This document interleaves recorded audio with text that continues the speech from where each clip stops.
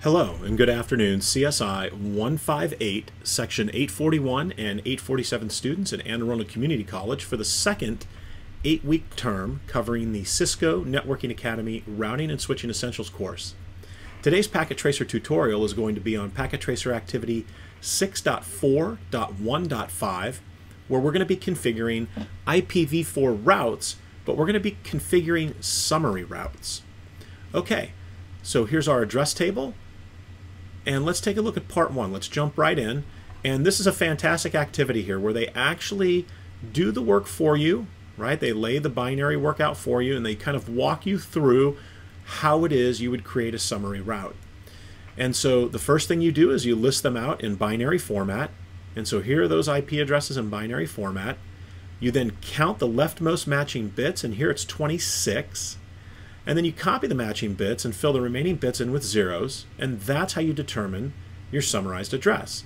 So the summarized address in this case would be 172 in the first octet, .22 in the second octet, .1 in the third octet, .128. And so that's our address, and we're using a /26. So let's configure that on router 1. So I'll pull it over here. And we're going to go ahead and go from user exec into privilege exec and then into global config mode, where I'm going to go ahead and type in IP route. And so my summarized route, right, or where I'm trying to go. So my route to get to these summarized networks, and that's going to be 172.22.1.128. And I need to put my subnet mask in. If I do the question mark, you can see we need to put our subnet mask in. So it's going to be 255.255.255. Now remember, this is the IP address of the summary route that we see here, right? The subnet mask is determined by counting the number of bits that match in all the addresses that you're trying to summarize. Our example here has 2 addresses. You could certainly have more. You could have 5, 7, maybe 10. But again, the key is the subnet mask is going to be based off the number of matching bits. So here it's 26. So let me go ahead and scoot over here to my bamboo tablet. So a /26, as you remember, would be the first 8 bits. Let's make sure I get 1, 2, 3, 4, 5, 6, 7, 8 dot 1, 2, 3, 4, 5, 6, 7, 8 dot 1, 2, 6, 7, 8 dot 1, 2. So the remaining 6 bits are going to be zeros. 1, 2, 3, 4, 5, 6, 7, and we'll squeeze that guy in there. 8. All right, so in order to figure out the dotted decimal value, we know that this is 255, and this is 255, and this is 255, and then the value of these two, which we should have down pat by now, is 192, because it's 128 plus 64, right? So 192 will be the subnet mask. So let's come back over and finish our assignment here, .192. And now it doesn't specify, are we doing a directly connected static route with the summarization here? Are we doing a recursive static route, or are we doing both? And so let's see from a points perspective, let's see what the engine's looking for here. So if I was going to do a directly connected static route, I would be referencing the interface SE000. So let's try that. Serial 0/0/0. And do we get any points? We do not. So it's not looking for that. So we're going to call this back up. I'll do Control A to move to the beginning of the line. So let's try that statement again. And let's try the next hop IP address, which is going to be the router interface on R2, the IP address for that interface, which would be 172.31.157.98. And let's see if that gets us some points. So is it looking for that address, 172.31.157.98? And sure enough, we're now 50 out of 100. But let's remove that. We'll do Control A to get to the beginning of the line. let's go ahead and do that, and I'm going to remove it, and you'll notice our points disappear, and I'd like to check to see, what if I put a fully specified serial, and again, I think we're going to use, let me double check that, let's make sure I've got the right IP, the right serial interface. So we'll do serial 000, 0/0/0. So it didn't like,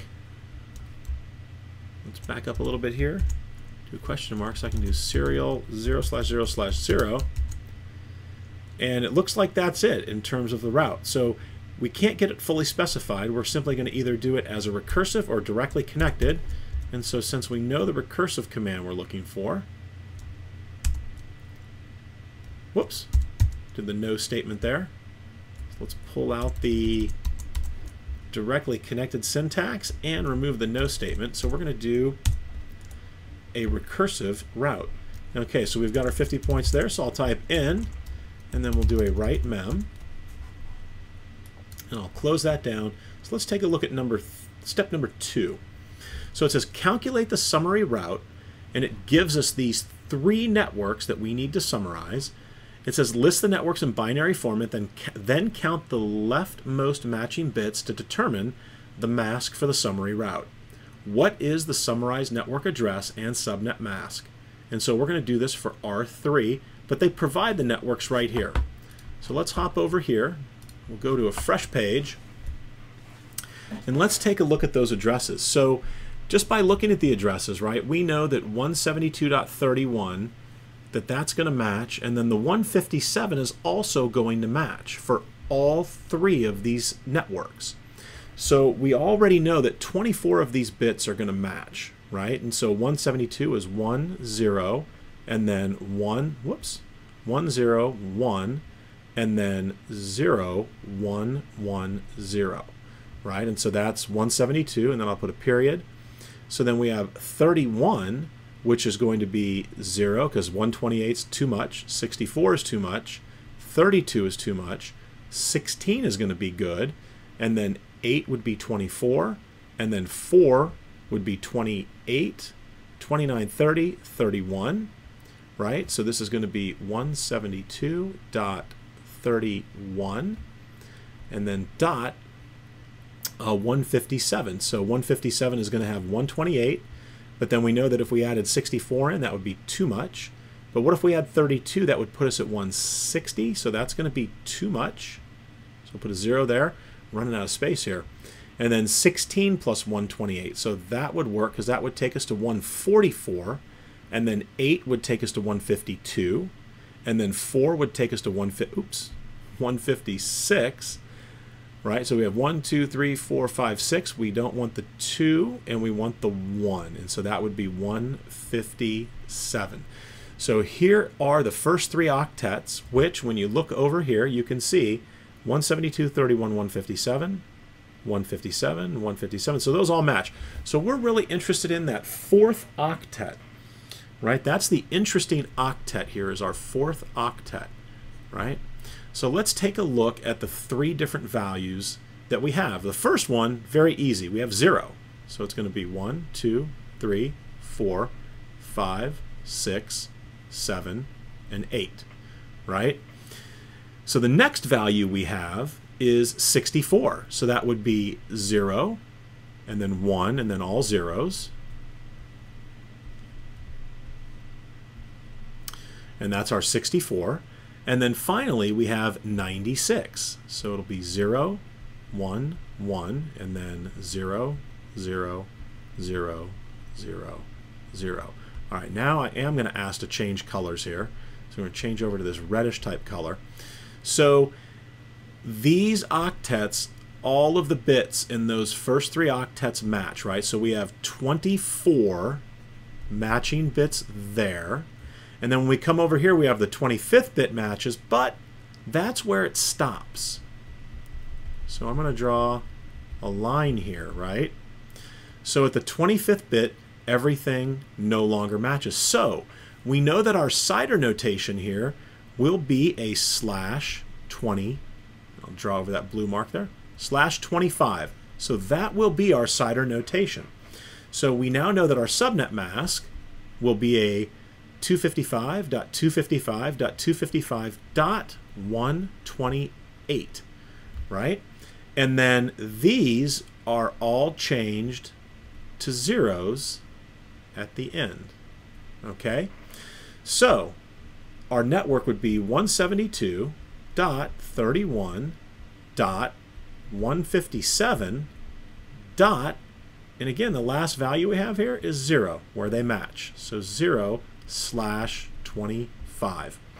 And so I also want to point out a very helpful way to eliminate answers that may be provided to you during your exam. Keep in mind that when you are summarizing, right, when you look at these IP addresses here, and you look at the CIDR notations, right, /26, /27, /30, remember that the answer the CIDR notation of the correct answer will have to be less than or equal to the CIDR notation that is the smallest number. So here it's /26, right? 27 is more than 26 and 30 is more than 26. So 26 is the smallest CIDR notation. So our answer would have to be a /26 or less to be considered a possible candidate to respond to on the exam. And so my answer here is a /25, and that meets that requirement. So that's definitely something to keep in your back pocket. So we think we've got the right answer here. Let's check and see if the grading engine agrees with our route summary, or our summarized route. All right, so we've calculated the summary route on R3 to reach lands on R1 and R2. So let's add this route in. I'm actually going to slide up here, take a peek at the address table, because we're going to be interested in the serial interface 001, right? What the IP is for that interface, and there it is there, because that'll be our next hop. So I'm on router 3. I go from user exec into privilege exec into global config, and I'm going to add in the route. And so we're going to put our summary route in, which is a 172.31.157.0. Our subnet mask, it's a /25, so it's 255.255.255.128. And our next hop interface is going to be 172.22.1.129. All right, let's see if we got that right. So we've entered our answer in. We're coming over here. We're taking a look at the completion. And our completion is not incrementing, so something is not right here. So let's go back and let's take a look. Do we have the first 3 octets correct? We do, 172.31, 172.31, 157. So we do. Do we have our values correct here? So 128, 64, right? And then 96. So we have that right. They stop matching at the 25th bit. So it would be a /25, and it should be 172.31, 157. So let's take a look and see if it's asking for anything more specific. And count the leftmost matching bits, summarize address and subnet mask. So configure, so I apologize, configure the directly attached. So it was down here where it was asking for recursive and directly attached. So I did not read far enough ahead. So very simple, we'll call this guy back. We'll put in the no to negate it, and then we'll pull it back up. And so it wants directly connected, so that's an easy one. We take a look at the interface on R3, which is serial 001. Let's pull that back up. And again, this is a testament to the fact that I do not do these before I attempt them here while recording. So good troubleshooting here. All right, so that would be directly connected. And then obviously we've already done router 1 where we had to do the recursive, which we did.